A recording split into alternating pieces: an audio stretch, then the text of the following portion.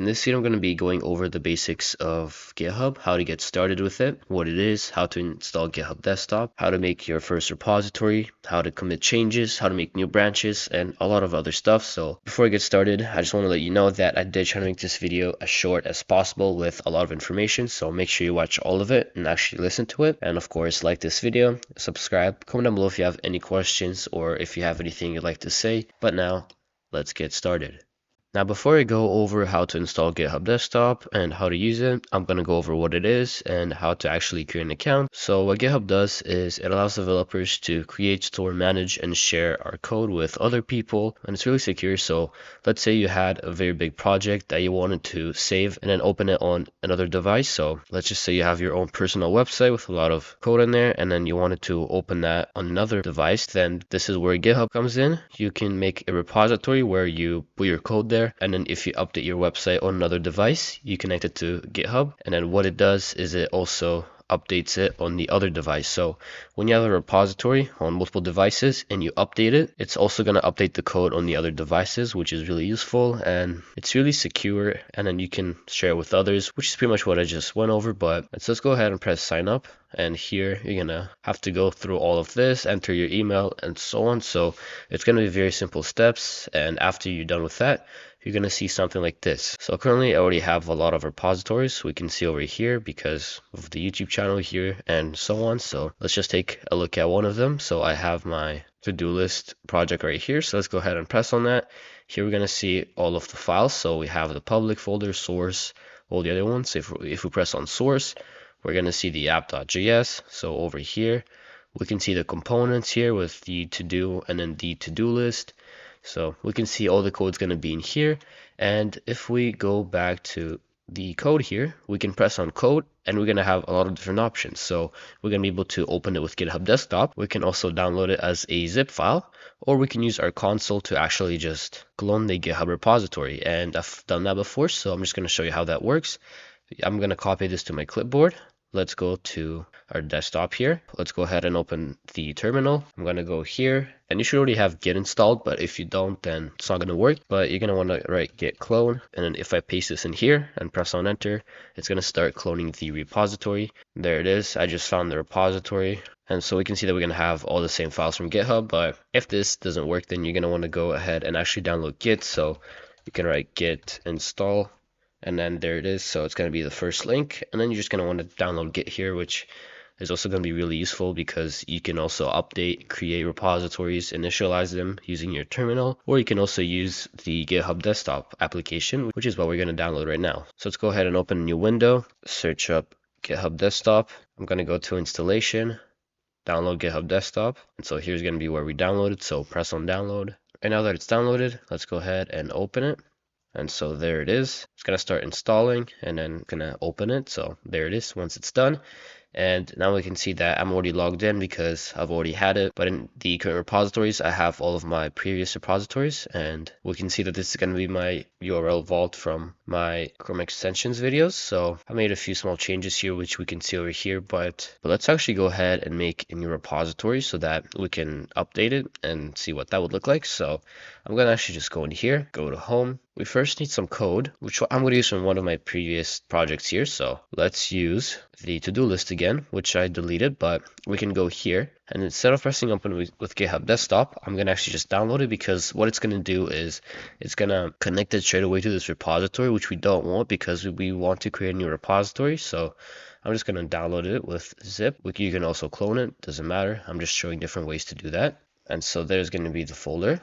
What I'm going to do is put this in here, and now I'm just going to rename this to GitHub so that we know what this is. And so now I'm going to open this with VS Code. So drag and drop it in here. VS Code actually also has GitHub. So GitHub Actions, it says no GitHub repository is found, which means that we have to create one. And so this is going to be the to-do list. I'm not going to make any changes yet because I'm going to show you what it looks like when we do later. And so now we're going to go to the terminal, and you actually do have to install Git. So if you haven't done that, then make sure that you do. But here we're going to write git init, which is going to initialize a project. So initialize Git repository, and then it's going to give us the path to this repository. Now we can see that we have all of these files green, which means that we actually have to add them to the repository and then actually save them. So this is going to be a local repository, which means that I'm not going to be able to open it anywhere else because we have to add it to the actual GitHub website. So let's actually add all of these files to the local repository by writing git add everything. Now it's going to add all of them. And now we also have to commit this by writing git commit. And the first message is always initial commit. And now when I press on enter, it's going to commit everything. And now if we actually change something, so if we go to app and then let's just say we change this to an H1 with to-do list text, we can see that now this file is going to be this yellowish because we can see here that we've made a change. So it used to be to-do list, but now it's just an H1. And let's just say that you had a lot of different changes that you didn't like. So I don't know, let's just say you deleted everything in app, and then you also deleted everything in index, and then same goes for CSS. And then you accidentally close VS Code. Now I'm going to actually open it back up. So VS Code, we can see that everything is gone and we can't go back anymore, which means that all of the code is gone. But since we've used GitHub and we made a local repository, we can either go back from VS Code or by using the terminal. So let's do it with VS Code. So in source control, we can see all of our changes here. We can see that we've deleted everything,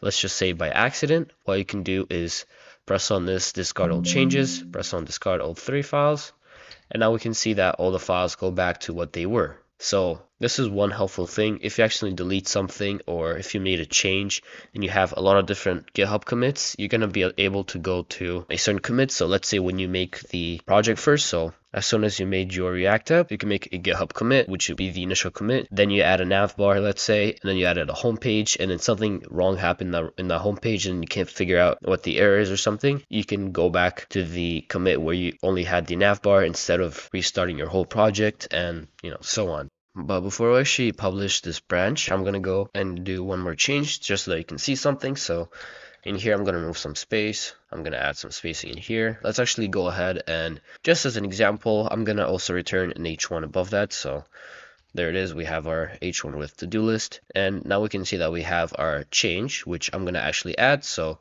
we don't have our GitHub desktop actually connected to this yet, so I'm just going to use the console again. You can also use this part right here, so you can add a message and commit, but I'd rather use the console here or the terminal. So git add everything, git commit with a message of, so in here I'm just going to say that I added H1 to app.js, but usually you would make commit every time you add something big. So let's say you finished your home page, or let's say you finished styling something, then you would write finish styling so and so, and then commit it. And now this is going to be the second commit, which you'll see why with this in a second. But we're going to go back in here. We're going to make a new repository. This one might be your first one, so follow me. I'm going to zoom in a little. So in here, we're just going to write the GitHub repository name. I'm just going to name this GitHub. Doesn't really matter. And so here's going to be the description. It's optional, so you don't have to write anything in here. You can have your repository public or private. So in this case, we can have it private so that no one else can see this, or only people that you share with will see this repository. You can add a README, which we'll do later. Don't do this yet. And then you can also choose a license, which hopefully you know what it is. So if you share your code to others, then you might want to add one of these licenses, but you're going to have to read about it. So here's going to be the repository. We have nothing in here, so we can write setup in desktop, or we can use all of these lines inside of the console. And so my favorite way is by using the console for some reason. So let's just go ahead and see what we've already done. So we already initialized the project. We already had our initial commit. So first commit, pretty much the same thing. Get branch main. We haven't done any of that. So we have to add these 3 lines. So let's go ahead and do that. I'm going to paste this line in here. So get branch main and then get remote add origin. So it's going to add the origin of the actual repository, and then we're going to push your origin. And now if we go back in here and reload, we can see all of our files being added here, and we can actually see that there's 2 commits over here. So we have our initial commit and also added H1 to app.js, which is what I wanted to show you before. So we have a lot of different stuff to go over, but I'm going to try to do this pretty fast. So we have different branches. We use the main branch, but you can also create other branches, which I'll show you what that does in a second too. But we can actually see that we already have a README here. So if we go to files, we have readme.md, which comes with React already, but you can see what that looks like over here. And the branch here, we can see that we only have branch main. We can make a new branch. So let's go ahead and make that. I'm going to write test and then create the new branch. So it's going to be branch test. And now let's actually connect this to GitHub desktop. So I'm going to find it. right over here. I'm gonna open it.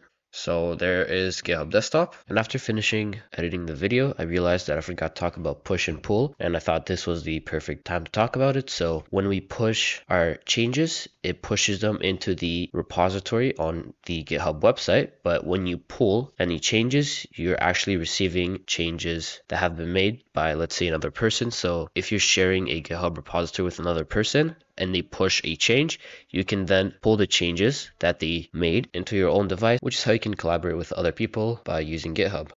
And what we're going to do here is press on File, Add Local Repository, and here we're going to choose the path. So I'm going to find the path real quick to our desktop. And here's also where we could have published our GitHub repository. So we find it here, and then at the very top where it says pull origin, it would say publish repository.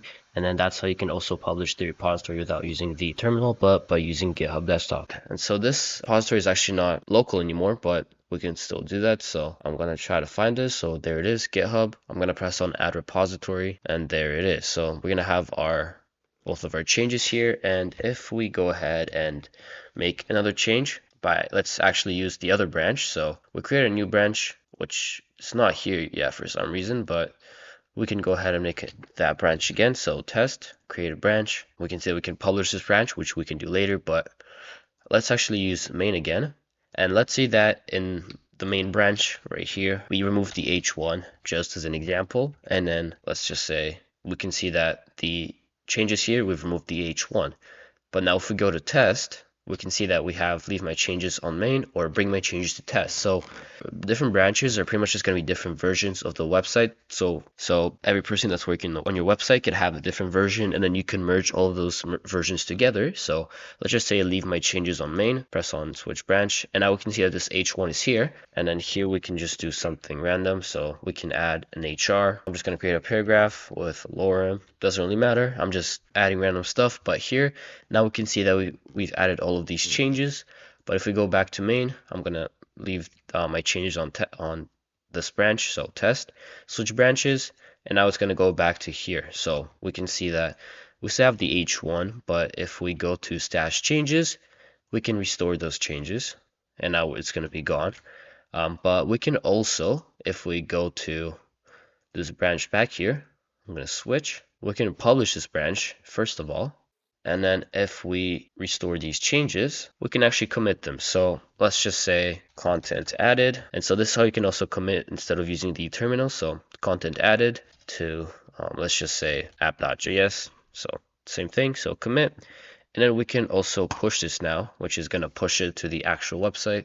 So there it is. Now, if we go back to main, we can see that none of these changes are here, and it's back to what it was. And then we can also restore the stash changes. But what about the changes that we done in test? So if we go back to test again, we can see that it's still here. And to actually add these changes to the main branch, what we have to do is actually accept those changes. So to do that, we can go down here where it says choose a branch to merge into main, and then we can choose our test branch. And now if we press on create a merge commit, we're going to see that both of these branches successfully committed together. So there's going to be the content added to app.js, which came from test, and here's going to be all these changes. And so the main reason to have branches is that, let's say you have a lot of different things that you're working on. So let's say you'd be working on dark theme once in a while, and then you'd also be working on, let's just say, the homepage or banners or anything else. I'm gonna fix this, so a homepage. And then you didn't want to get distracted by other stuff, so let's just say you didn't have these branches, and then you would be working on both of these once in a while. So let's just say one day you'd want to work on the homepage, the other one you'd want to work on dark theme.